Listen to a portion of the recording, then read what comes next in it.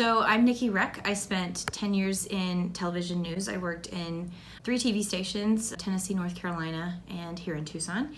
And I also worked at 2 different newspapers in Tennessee and a radio station in Tennessee as well. So a big question is, when should I send this? And the honest answer is that most newsrooms, regardless of whether they're a TV newsroom or a newspaper newsroom or other type, they typically have at least 2 different types of meetings a day.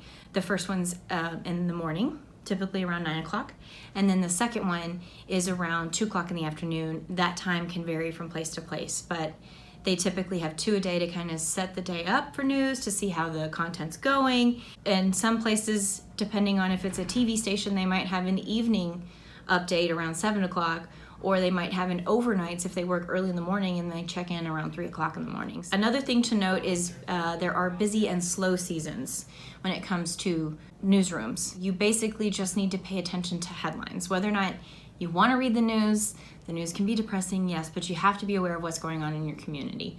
And if there's a lot going on locally, they're not going to have a lot locally to cover your story.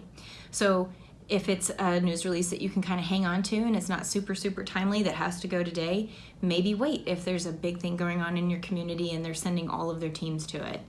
The slower times are going to typically, regardless of forum or medium that they're using, it's going to be weekend crews, holidays, morning crews, and summers. And that reason is because kids are out of school. There's a lot more nothing going on, so to say, especially since kids are out of the classrooms and whatnot. And then the question of, who do I send this to?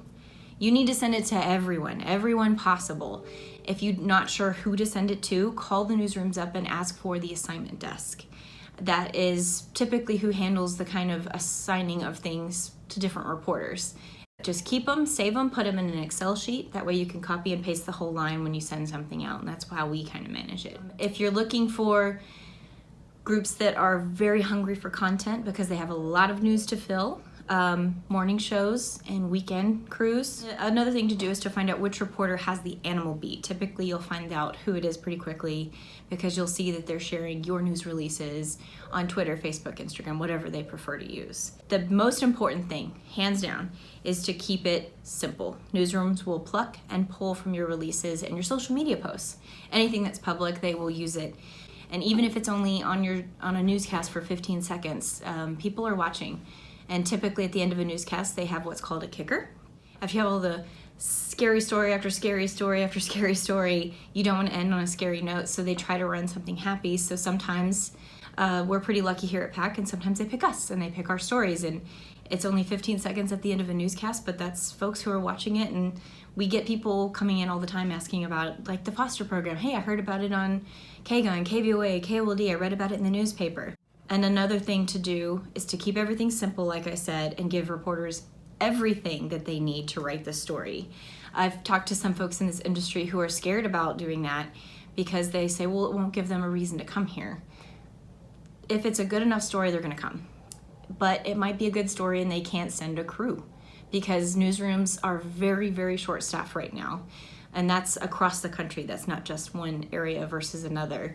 And so if you give them everything they need in a Facebook post, a news release, there's a good chance that they will run it if they have everything they need and they don't have to call you or stop by and pick it up. So I will always argue to give it everything that they need in one sitting. And the biggest, most important thing you can do is to make the interviews happen. If they have made you a priority in their very busy day, they don't have a lot of time to get it done. Even newspaper folks who can kind of sit on it for a while, they still need to get the story, to get the interview so that they can kind of write everything. With TV folks, time is very short. They are typically calling you and they only have a couple of hours to put it together before the first newscast of the day needs the information. They're on a tight deadline. Make it happen within the hour is best. Make them high priority and identify all the elements they need. And that way, sometimes if it's a bit of a drive, if they're driving over, you can kind of set that up while they're driving. Building relationships is a huge part of working with media. You want them to trust you, and you want them to know that they feel like they can come to you if they need a story idea really quickly. And one way to do that is a facility tour. People love to get inside scoop, and if they can come in and look around, they might be able to spot story ideas that you haven't even thought of yet. Give them the all access and let them take as many pictures and photos as you want. That way they can see things as they happen. If you have a clinic, that's always the first place I take people. And another thing is to text them. Who wants to talk on the phone these days? I try to avoid talking to people on the phone. I'd much rather text them. So text reporters.